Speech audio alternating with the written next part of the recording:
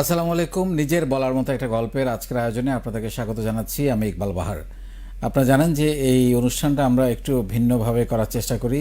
প্রত্যেকটা পর্বে আমরা এমন কিছু গেস্টকে বাইরে থেকে আনার চেষ্টা করি যাদের গল্পগুলো, যাদের লাইফের ট্রেনিংগুলো বা লাইফের ঘটনাগুলো অনেকটা ট্রেনিং আকারে, অনেকটা স্কিলস আকারে আপনাদেরকে বোঝানোর চেষ্টা করি, যাতে করে আপনারা এখান থেকে কিছু একটা নিতে পারেন। আপনারা জানেন যে কিছুদিন আগে আমরা এরকম একটা অনুষ্ঠান করেছিলাম। আজকে যাকে নিয়ে অনুষ্ঠানটা করব, রুখসানা আক্তার রুপি, তাকে নিয়ে আমরা কিছুদিন আগে একটা পর্ব করেছিলাম এবং এই পর্বটা আপনারা বেশ পছন্দ করেছেন এবং আমাকে অনেকেই রিকোয়েস্ট করেছেন যে তাকে নিয়ে আমরা যেন আরেকটা পর্ব করি।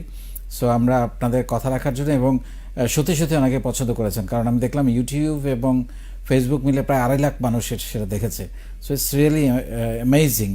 সো সেই জন্য আজকে আবার তাকে আমরা আমন্ত্রণ জানালাম একটু ভিন্ন কিছু টপিক নিয়ে। যেমন আমরা অনেকে ইংরেজিতে কথা বলতে চাই, কিন্তু ফ্লুয়েন্সিটা নিয়ে কিছু ঝামেলা আছে, সেগুলো কিভাবে কভার করা যেতে পারে। তারপর কর্পোরেট কমিউনিকেশনগুলো কেমন হতে পারে, আর যদি সময় পাই আমরা সফট স্কিলস নিয়ে কিছু কথা বলবো, সেগুলো আমরা কীভাবে ডিল করব। প্রথমত 2টা টপিকই আমরা থাকার চেষ্টা করব, যদি সুযোগ পাই লাস্টটা একটু শেয়ার করব। তো চলুন আমরা আজকে আবার দেখা হোক তার সাথে। তার আগে একটু আপনার কমেন্টে লিখবেন এই মুহূর্তে কে কোন জেলা থেকে এবং কে কোন দেশ থেকে আমাদের এই প্রোগ্রাম দেখছেন।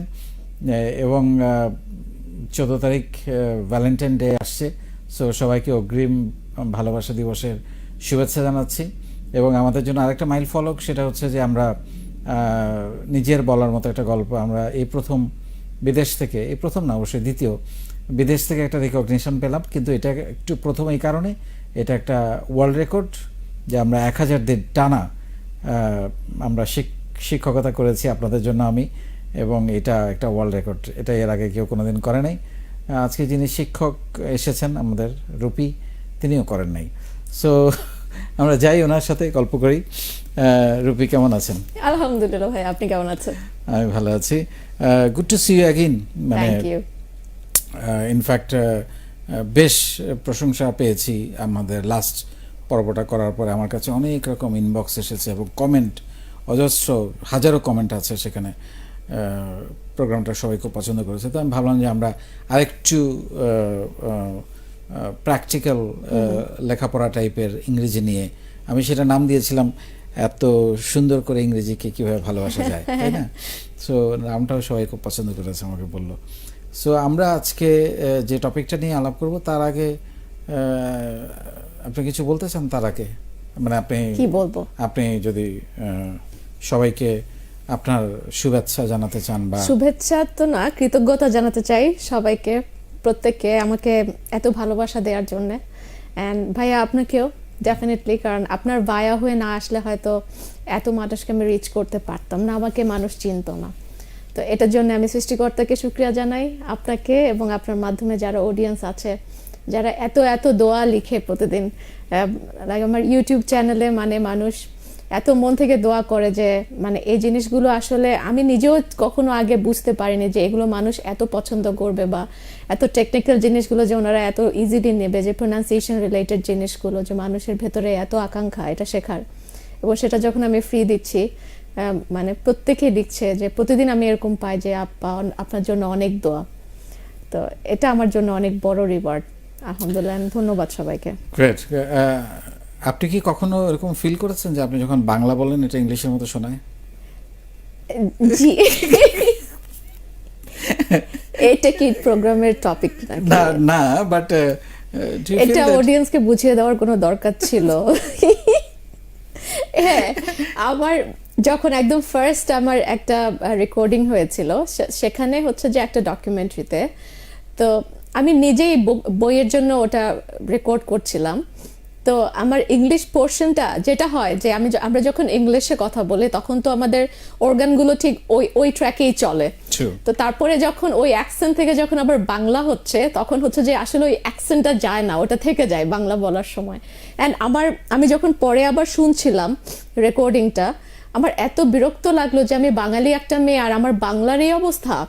তারপরে কিন্তু আমি বাংলা বাচন অ্যান্ড পরিশীলন কর্মশালা একটা করেছিলাম, তারপরে কিছুদিন ঠিক হয়েছিল, এরপরে যে বাংলা বলাটা দেখা যায় যে খুব কম হয়। দিনে সারাদিন আমি পড়াচ্ছি, সারাদিন লেকচার দিচ্ছি, এতে করে যেটা দেখা যায় যে মানে ইংলিশই বেশি বলা হচ্ছে। আর বাসায় তো নোয়াখালীর কথা বলি, তো এর জন্য একটু নোয়াখালী কেমন পারেন একটু শুনি।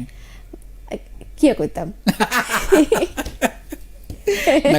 আমি নিজে নোয়াখালী, আমি আপনাকে রিপ্লাই করতে পারি কন না কিছু আটকা করলে কিয়া করতাম, কথা তো উড়ন লাগবে, কিয়া করতাম হুদুদি। আচ্ছা, এনিওয়ে আমরা টপিকে চলে যাই, এটা চলতে থাকবে। আমি নিজেও যখন গ্রামে যাই তখন আমার খুবই ভালো লাগে। আমার খুব পছন্দ, আমার নিজের অরিজিন আমার খুব পছন্দ। ইভেন আমি যখন রেস্টুরেন্টে যাই, আমি ওখানে খুব পশ রেস্টুরেন্ট, তো কাজিনদেরকে নিয়ে যে ওরা খুব অকওয়ার্ড ফিল করে যে বুবু তুমি কেন এমন করো, আমি যে মা হইসা দিয়ে খাইতাম আইসি, মাগনা খাইতাম আইসিনি কিসে হইসা দিয়ে খাইতাম আইসি মানে হচ্ছে টাকা দিয়ে খেতে আসছি, মাগনা খাইতাম আইসিনি মানে হচ্ছে ফ্রি তো আর খেতে আসি না, নিজের টাকায় নিজে খাবো, যা ভাষা আছে সে ভাষায় কথা বলবো। And I feel so proud. Absolutely and we definitely আমাদের আঞ্চলিক যে যার জেলার ভাষা আছে সেটা নিয়ে আমরা সবাই প্রাউড ফিল করি। আপনি যেটা বলছিলেন, কথা বলছিলেন, সো ইংরেজিতে কথা বলার জন্য সবার মধ্যে একটা তাড়না থাকে, একটা আবেগ থাকে, একটা ভালোবাসা থাকে যে আমি একটু ফ্লুয়েন্টলি বলতে চাই অন্যদের মতো, লাইক রুপি। আমি অত ভালো বলি না, I am still learning whatever. So how, মানে এটা কিভাবে ডেভেলপ করতে হয়, এটার জন্য দুই একটা টপিক বা লেসন যদি আজকে আমাদের সাথে একটু শেয়ার করেন with story and with example. প্রথম ব্যাপার যেটা, মানে আপনি যে কোনো কিছুই শিখতে চান লাইফে, শুধু ইংরেজি বা ফ্লুয়েন্সি বলে কথা না। আপনি যখন মনে করবেন যে আপনার এই জিনিসটা জানা প্রয়োজন এবং আপনার পক্ষে সম্ভব এটা আয়ত্ত করা, তখনই শুরু হয়ে যাবে আপনার শেখা। অ্যান্ড বিশ্বাস করতে হবে নিজের যোগ্যতার উপর, নিজের ক্যাপাসিটির উপর, যে আমিও পারি, I also can do it. And once you can have full trust in yourself, and then you can start doing it, and it's just a matter of time. Practice kore you can develop over the time. And if it comes to fluency, আপনার কথা বলার জড়তা দূর করতে প্রথমে হচ্ছে যে ভাইয়া বললো যে আমি ইংলিশ বলতে বলতে আমার বাংলাটার মধ্যে ইংলিশ শোনায়। আসলে ইংরেজি যদি আপনি শিখেন, ওই ভাষাটাকে আপনাকে সবার আগে ভালোবাসতে হবে। এবং যেটা হবে যে রাতারাতি তো আর আপনি বাংলা থেকে ইংলিশ হয়ে যেতে পারবেন না, তবে চেষ্টা করবেন, যেহেতু আপনি ইংরেজি শেখার একটা প্রসেসে আছেন, চেষ্টা করবেন যে বাংলার মধ্যে যে কটা ইংলিশ ওয়ার্ড আপনি জানেন সেটা ইনক্লুড করতে। একটা সময় দেখবেন যে বাংলা ওয়ার্ড কমতে থাকছে অ্যান্ড ইংলিশ ওয়ার্ড বাড়তে থাকছে, একটা সময় গিয়ে পুরোই ইংলিশ চলে আসবে এবং আপনার কাছে ডিসকমফর্ট ফিল করবেন না। তো এর মাঝখানে অনেকে আপনাকে বলবে যে হ্যাঁ, হয় বাংলা বলো না হয় ইংলিশ বলো, দুটা মিক্স করে বলো কেন। অনেকে ক্রিটিসাইজ করলে ওটা পজিটিভলি নেবেন এবং মনে রাখবেন যে আপনার ভেতরেও চেঞ্জ আসছে যখন মানুষ ক্রিটিসাইজ করবে, কারণ তারা তো আসলে বুঝতে পারছে না যে আপনি একটা লার্নিং প্রসেসের মধ্যে দিয়ে যাচ্ছেন। এটা একটা প্রসেস যেটা শেষ করে আপনি বাংলা বলার সময় শুধু বাংলা বলতে পারবেন, আর ইংলিশ বলার সময় শুধু ইংলিশ বলতে পারবেন। তো যে হুডানি করতে আইছে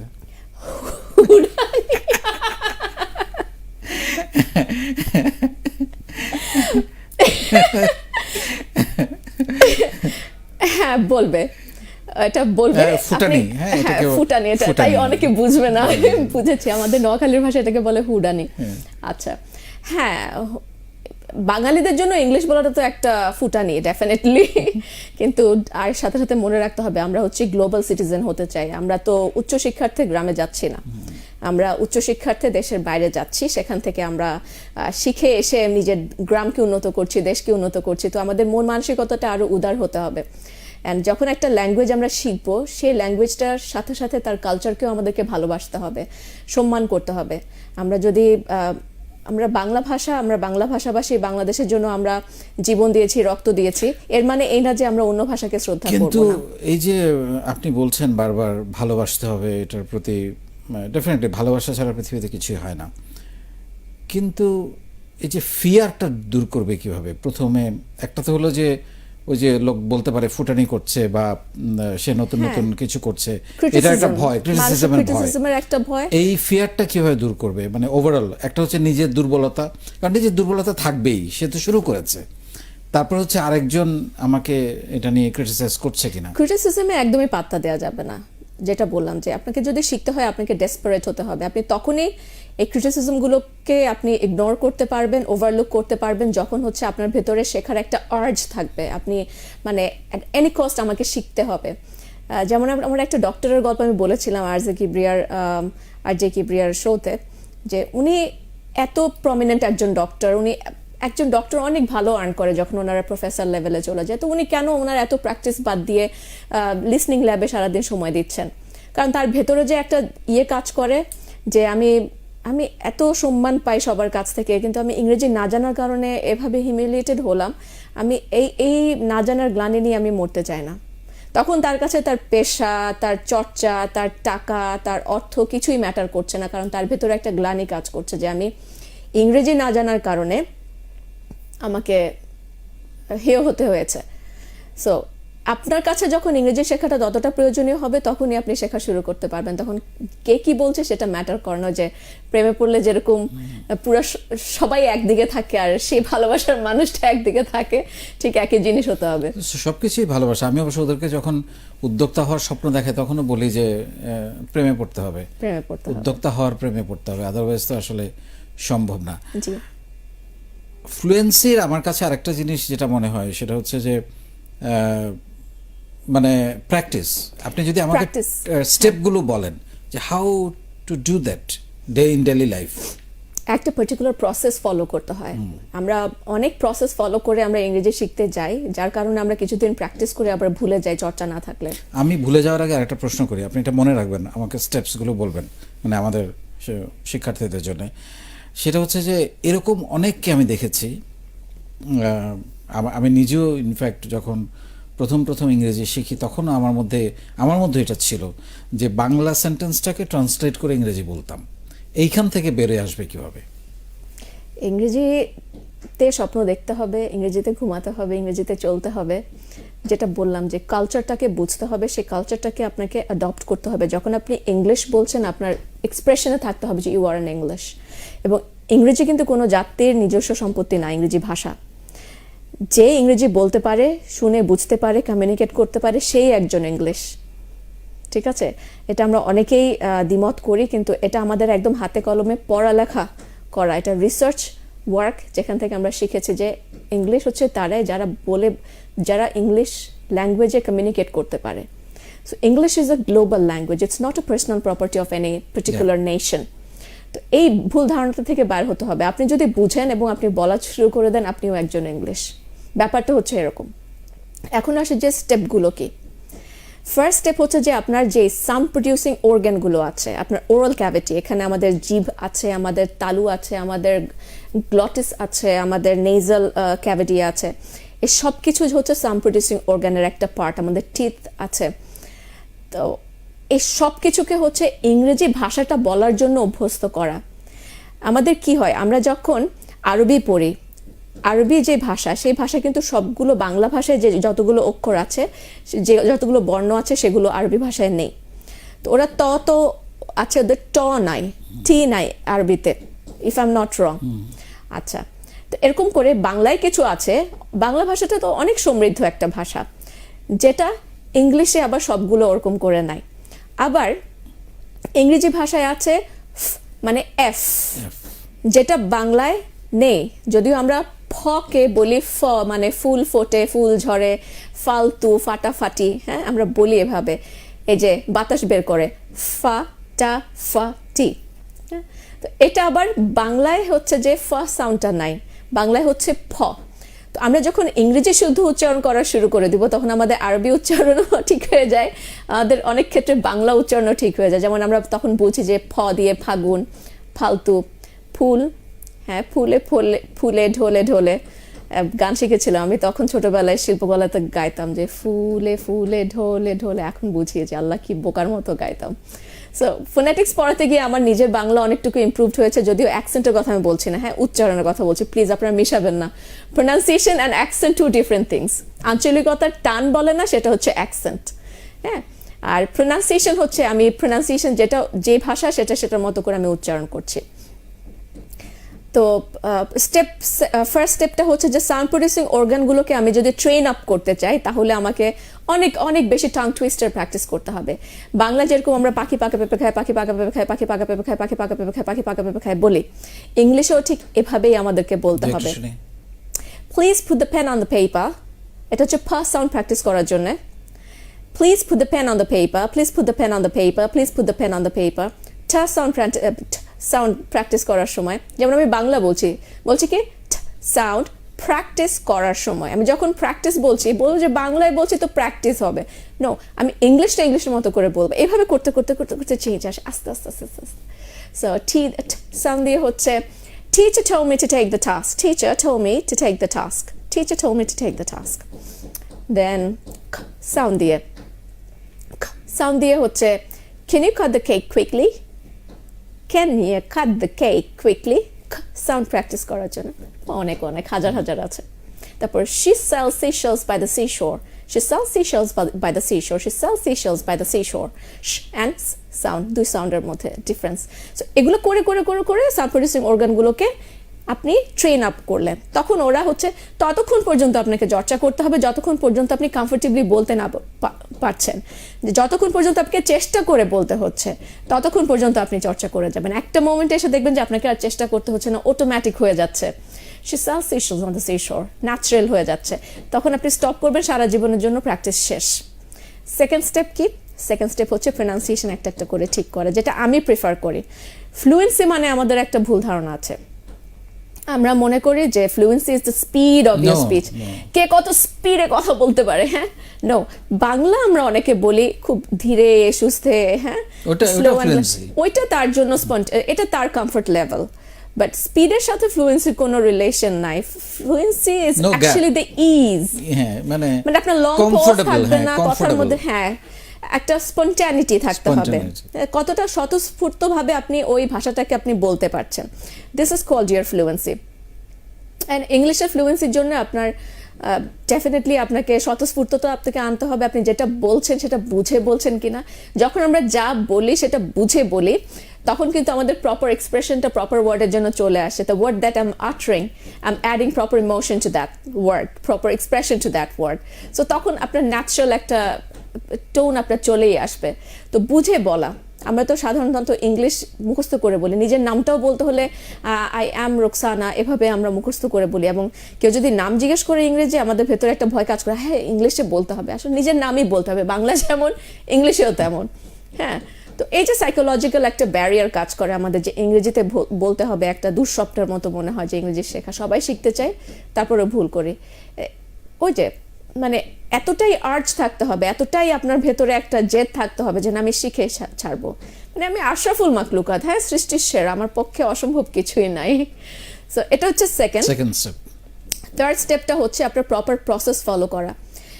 ফ্লুয়েন্সির 4টা অ্যাসপেক্টস আছে, যেটাকে আমরা বলি aspects of connected speech. Connected speech, আমি বলতে পারি আই অ্যাম আ গার্ল, আমি কখন আ বলবো কখন এই বলবো সেটা নিয়েও অনেক শেখার ব্যাপার আছে, কখন দা বলবো কখন দি বলবো সেটা নিয়েও শেখার ব্যাপার আছে। আমি জাস্ট একটা এক্সাম্পল দিই, আমি কিন্তু বলতে পারছি I am a girl, am a girl, এটা বললে আরো ইজি হচ্ছে। এখন আই অ্যাম এ গার্ল না বলে কেন আমি আম আ গার্ল বলবো? এটা কি অ্যালাউড, নাকি রুকসানা বলে দিচ্ছে দেখে অন্ধভাবে তাকে বিশ্বাস করতে হবে? না, সিস্টেমটা হচ্ছে এখানে অ্যাসপেক্টসগুলো কি? assimilation. Assimilation is the replacement of sounds in the place of another. একটা সাউন্ড গিয়ে আরেকটা সাউন্ড বসে উচ্চারণটাকে সহজ করার জন্য। বাংলাতেও একই জিনিস আছে, যেমন কথার ছলে, কথারের রটা আমরা যখন একসাথে বলি তখন ওটা উঠে যায়, ওটা উঠে একটা ছ বসে ছয় ছ হয় কথার ছলে, তার জন্য। ওকে, সো এরকম করে ইংরেজিতেও হয়, যেমন গুড বয় হয়ে যায় গুড বয়, তারপর গুড মর্নিং হয়ে যায় গুড মর্নিং, হ্যাঁ, তারপর এরকম করে। তো এটা হচ্ছে অ্যাসিমিলেশন, এটা একটা অ্যাসপেক্ট। সো আই অ্যাম আ বয়, এটা যখন আম আ বয় হলো সেখানে কি হচ্ছে? এইটা যখন ওয়ান মেনশন করবে, আর্টিকেল, এটা যখন লেটার না মানে এক মেনশন করবে তখন এটা হচ্ছে কানেক্টেড স্পিচে আ হয়ে যায় এবং তার আগের সাউন্ডের সাথে মিশে যায়। সো আই হয়ে যায় আম, আমা। সো যে আম আছে না, আম, ম্যাঙ্গো। সো আই অ্যাম হয়ে যায় আই এম। আপনি যখন আইএলস এক্সাম দেবেন, আপনি আইএলস এক্সামের স্পিকিং যে টেস্ট স্পোকেন ভাইভা যেটা হয়, সেখানে যদি আপনি আই অ্যাম বলেন মার্ক কম পাবেন, আপনি যদি আইন বলেন আপনি হচ্ছেন প্রোনাউন্সিয়েশন ওখানে মার্ক ভালো পাবেন। আবার লেখার ক্ষেত্রে কন্ট্রাকশন এম দিয়ে লিখলে মার্ক কম, আই অ্যাম লিখলে মার্ক ভালো। সো আই এম সো আমা, আমা গার্ল, জাস্ট গার্লটা বলছে, তো আই অ্যাম এই পুরোটাকে একসাথে করে আমা অ্যান্ড গার্ল, আমা গার্ল, কোনটা ইজি? আপনি বলেন তো, I am A boy and আমা বয়, এটা সহজ না? রাইট। সো এই টেকনিকগুলো জানতে হয়। তো সেকেন্ড আরেকটা অ্যাসপেক্ট হচ্ছে ইলিশন। অ্যাসিমিলেশনে কি হয়েছিল যে একটা সাউন্ড উঠে গিয়ে আরেকটা সাউন্ড বসছে কথা বলাটাকে ইজি করার জন্য, good morning, good bye, good boy. ইলিশনে হচ্ছে একদম বাতিল হয়ে যাবে। এখানে তো সাউন্ড রিপ্লেস হতো, এখানে হচ্ছে সাউন্ড বাতিল হবে, শর্ট গ্রামাটিক্যাল টার্মস বাতিল হবে, তারপর আপনার উইক সিলেবলস বাতিল হয়ে যাবে। সাউন্ড বাতিল হওয়ার এক্সাম্পল দেই। সাধারণত যেসব ওয়ার্ডের শেষে টি অ্যান্ড ডি থাকে সেগুলোর final T and final D চলে যায়, গায়েব হয়ে যায়। তাহলে কি হচ্ছে? বেস্ট, বেস্টের টি গায়েব করে দেব। ফ্রেন্ড, ফ্রেন্ডের ডি গায়েব করে দেব। উচ্চারণ ডিফারেন্ট হচ্ছে না তো, একই রকম থাকছে। সো বেস্ট ফ্রেন্ড, শুনতে কিন্তু একই মনে হচ্ছে। Best friend, best friend. So he is মাই, একসাথে বলেন হি ইজ মা, কারণ মাই এর উইক ফর্ম হচ্ছে মা। সো হি ইজ একসাথে হচ্ছে he is, he is my best friend. সহজ, he is my best friend দের চাইতে, রাইট? সো ইলিশন, তাহলে সাউন্ড গায়েব হয়ে গেল। এখন শর্ট গ্রামাটিক্যাল টার্মস ছোট হয়ে যায় কিভাবে? একটা কার্টুন, ফেভারিট একটা কার্টুন বলেন তো ছোটবেলায় আমরা দেখতাম, টম এন্ড জেরি। শাবাশ। সো আপনি বলেছেন টম এন্ড জেরি, আপনি কিন্তু ইলাইডেড করেছেন, আপনি অ্যান্ড জেরি বলেন নাই।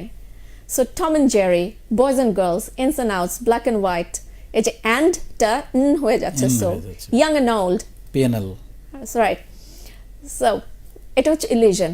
এবং উইক সিলেবলস গায়েব হয়ে যায়, যেমন ভেজ আ ট বল। সো ভেজ আ একটা উইক সিলেবল, ট বল, so vegetable, vegetable. So vegetable বলার দরকার নাই। So vegetable, vegetable. তাহলে কি হলো? সাউন্ড গায়েব হয়ে যাচ্ছে, শর্ট গ্রামাটিক্যাল টার্মস গায়েব হয়ে যাচ্ছে, উইক সিলেবল গায়েব হয়ে যাচ্ছে, আপনার কথা বলাটা সহজ হয়ে যাচ্ছে, উচ্চারণ করাটা সহজ হয়ে যাচ্ছে, দম কম লাগছে, আপনি হাঁপিয়ে যাচ্ছেন না কথা বলতে গিয়ে। আচ্ছা, আরেকটা অ্যাসপেক্ট আছে ফ্লুয়েন্সির। থার্ড অ্যাসপেক্টটা হচ্ছে উইক ফর্মস। উইক ফর্ম যেমন আই অ্যাম হয়ে যায় আম, আই উড হয়ে যায় আইড, তারপর হচ্ছে হি ইজ হয়ে যায় he is, my name is হয়ে যায় name's, so ma name's, my হয়ে যায় ma, you my best friend, he is my best friend, my son is my best friend, my mom is my best friend, mom is ma. আচ্ছা, so এটা হচ্ছে আরেকটা week form. Week ফর্মটা আমরা কাজে লাগাতে পারি না কানেক্টেড স্পিচের ক্ষেত্রে, স্পিচ কানেক্ট করার ক্ষেত্রে এই জিনিসগুলো কাজে লাগে। ফোর্থ অ্যান্ড ফাইনাল অ্যাসপেক্ট যেটা, সেটা হচ্ছে connection between consonant and vowel sounds. So একটা সেন্টেন্স ধরেন,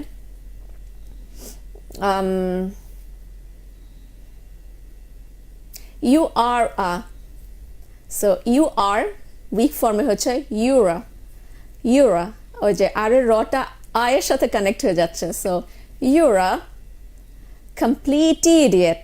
So you're a complete idiot. Completed টি এর সাথে idiot এর ই, তাহলে টি হচ্ছে একটা কনসোনেন্ট, idiot এর ইটা একটা ভাওয়েল না, তাহলে টি idiot হয়ে যাচ্ছে। আবার দেখেন,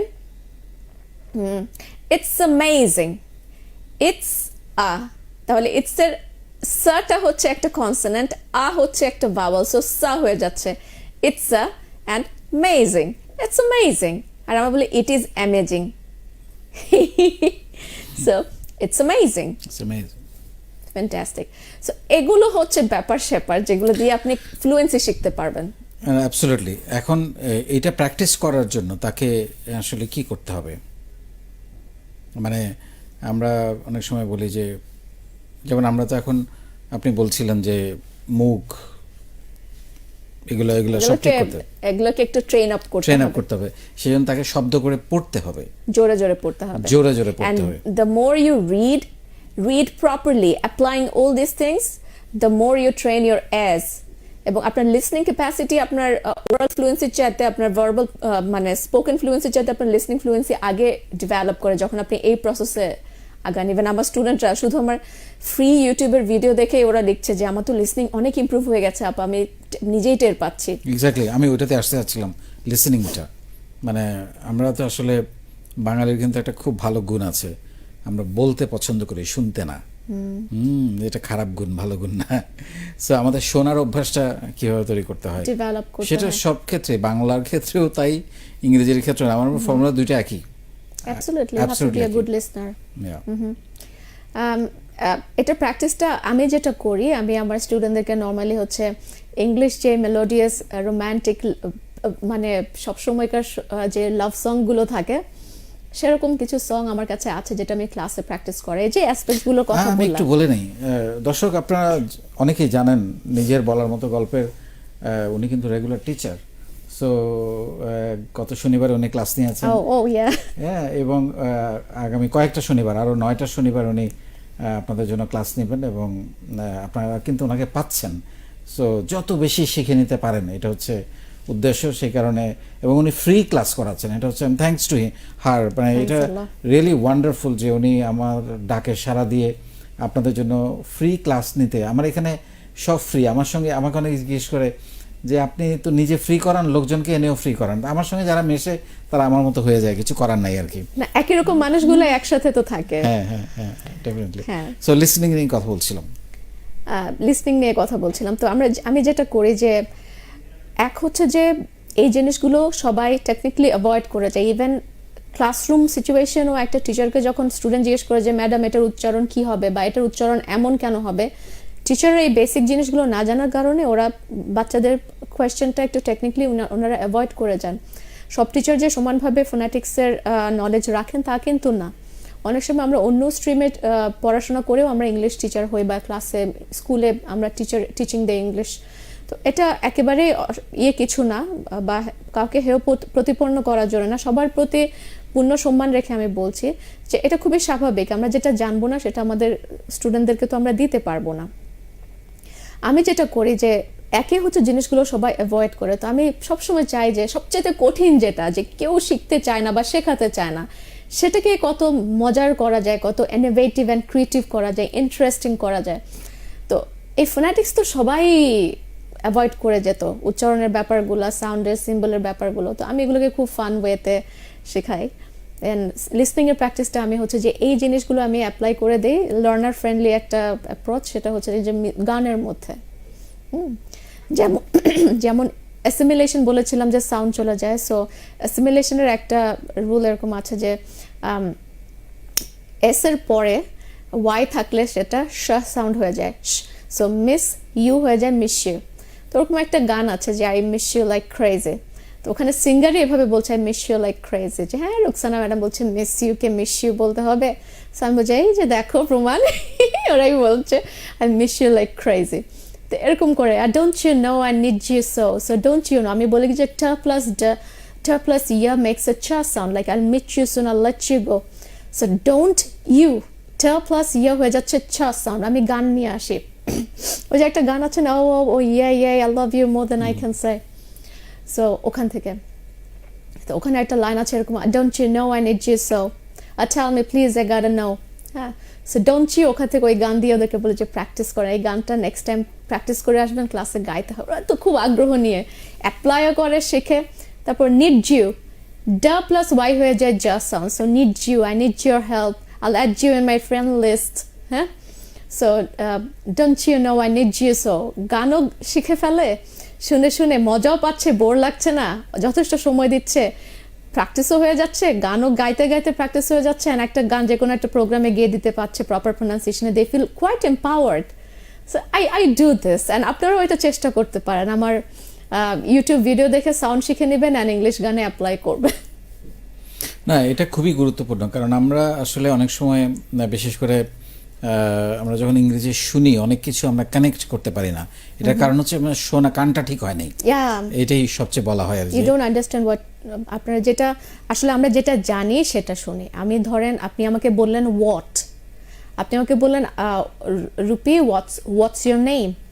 এখন আমি বুঝে গেছি যে আমাকে ইকবাল ভাই বলেছে হোয়াট ইজ ইয়োর নেম, আমি বুঝে গেছি যে হোয়াট ইজ ইয়োর নেম, মানে আমি যেটা জানি সেটা আমি শুনি। উনি যে ভিন্ন কিছু বলছে সেটা আমার আর মাথায় কাজ করে না। আর আমরা আরেকটা হচ্ছে যে আমরা শুদ্ধ উচ্চারণ না জানার কারণে আমরা ওয়ার্ডটা আমাদের পরিচিত কিন্তু সেটা উচ্চারণ হচ্ছেও, কিন্তু আমরা বুঝি না যে আমি যেটা জানি সেটাই উচ্চারিত হচ্ছে। ফর এক্সাম্পল দাফন করা, কবর দেয়া, ওটার ইংলিশ হচ্ছে BURRY, রাইট? ওটাকে আমরা বলি বাড়ি বা বারিড। হ্যাঁ, তো সারাদিন যদি আপনি শোনেন যে আমাকে কোথায় দাফন করা হয়েছে, আপনারা খুঁজে পাবেন না, কারণ আপনারা খুঁজবেন হচ্ছে বাড়ি অথবা বারিড। ওটার উচ্চারণ হচ্ছে berry, berry and buried, she is been buried.